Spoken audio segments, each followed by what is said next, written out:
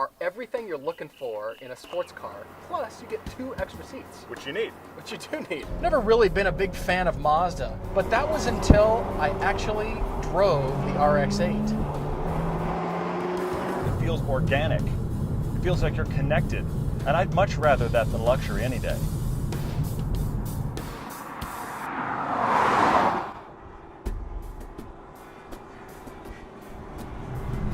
Finally driving the Infiniti G37S. The Nissan 370 is like a perpetually single triathlete and model, and the G37 is her high-class sister that moved to Orange County and had 6 kids. But ultimately, I miss the more hardcore feel. I really, really love this car. Yes, the Infiniti costs $13,000 more than the Hyundai, but it's very clear where the money goes. The Infiniti is a car I just can't help taking a second look at.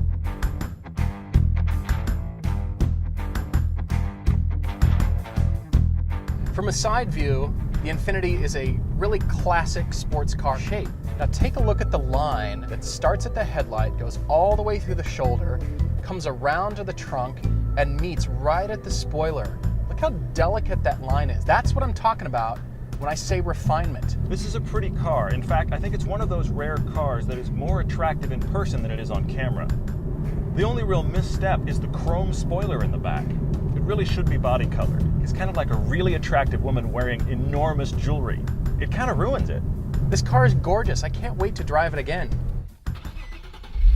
Now, when you're sitting inside the Infiniti, you're gonna notice how similar the car is to the Hyundai. It's uncanny, and even though it's so similar, it's just executed so much better. All the materials are nicer. Every one of the plastic touch points is soft. Across the board, the interior is high quality and refined. There's more room in the rear than there is in the Genesis. In fact, the seats are a lot deeper, and if you're actually close to 6 feet tall, you could think about getting back there. I'm not saying you'll enjoy it, but you could actually make it happen. Another thing in the Infiniti you're gonna notice is how good these seats are. For whatever reason, these seats feel great initially, but after very long, they start to hurt my back. I think Todd is a bit of an alien for liking the seats in the Hyundai. But then you have Infiniti's signature clock.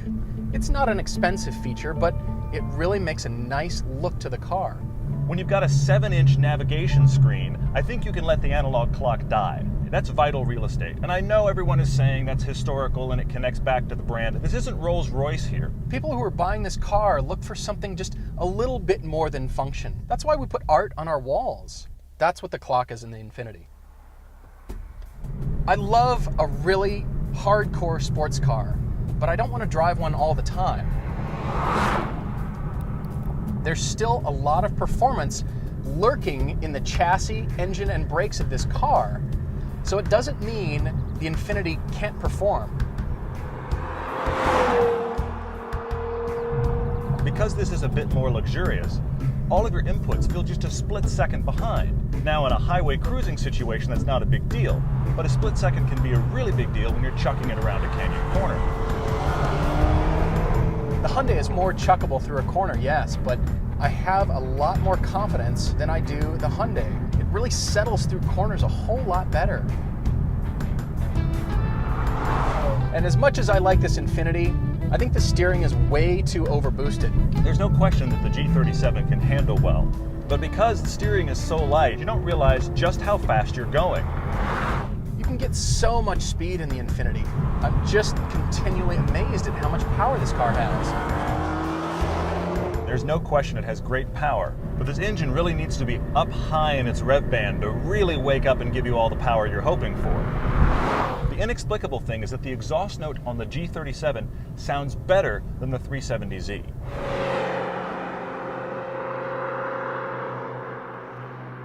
It really reminds me of an American V8. I guarantee you, you're gonna be going fast in this car. You can absolutely rely on these brakes. They're heroic. Same engine, same brakes as the 370, and you can tell. The G37 is targeted at those people that like the 370Z, but find it a little too hardcore.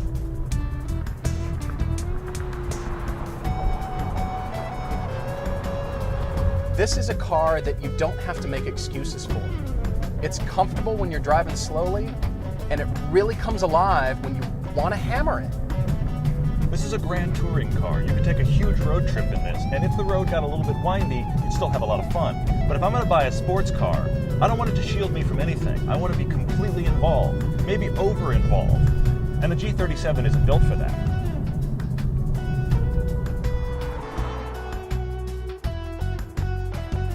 I gotta say, they didn't do anything like I expected. Well, it kind of did for me. Okay. Although there's a contender right in the middle that was really surprising. So something about, you like the Mazda? Well, I hate Mazdas in general. I know. We all know this, but I was ready to hate this car, and it surprised me. It was really a pleasant surprise. It's a lot of fun. It's I really agree. a hardcore sports car, though. All right, yeah. So the people that are getting it are really more into an enthusiast driving. Well, and it's so unique. You either get it or you don't. If you don't It get is. it, there's no talking you into it. It's really one of those two. Absolutely, absolutely. It's my number 2 car. Well, it's my number 2 as well. But my number 1 is Okay. the car that does everything well, and that's the Infiniti. Of course, you went for luxury over everything else, didn't you? Of course you It does everything better. Everything- It sounds no. better, it's faster, it corners better, it brakes better. It's It got sounds the better Nissan than- performance brakes Yeah, on it. those are great brakes. Fantastic. It sounds better than the 370Z, which is a tragedy.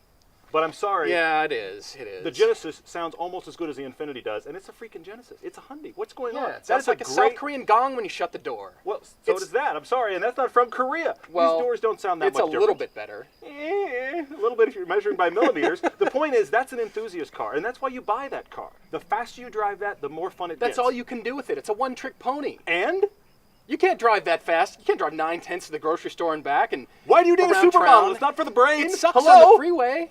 Who cares? You're gonna want to kill yourself on the freeway. So don't road trip in it. Buy something else for the road then trip. why would you even own it? Buy the Infiniti. It's Frankly. a lot more comfortable place to be. So for me, Yeah. there's a better balance. It's still got enough of a heart of an edge. You buy something else if you want your luxury car. You want to drive a sports car? That's a sports car. That's my favorite one This by is far. the hot valedictorian, but she still wears mini skirts and works at a bar. Where did you just go?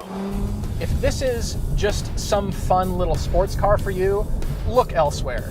But if you're an enthusiast and you want a really fun driving experience, something you can look forward to, I think the RX-8 is a strong contender. So you end up with a car that is like nothing else, inside, outside, under the hood, and from every angle. Now, if that's you, there will be no other car that will make you happy. But if you don't get it, don't even come near it. And my favorite thing about the Genesis Coupe is the styling and the engine. But beyond that, I would never own one of these cars. Yet it's very organic and tossable. And in many ways, this feels like the spiritual successor to the 300ZX. The 370 got even more hardcore, and the G37 got even more luxurious. And somewhere in the middle, this car is a bit of both. The Infiniti is my favorite. I love this car because it combines so many things well. You can carve up the canyons as well as taking this on a long cross-country trip, and you're going to be very, very happy.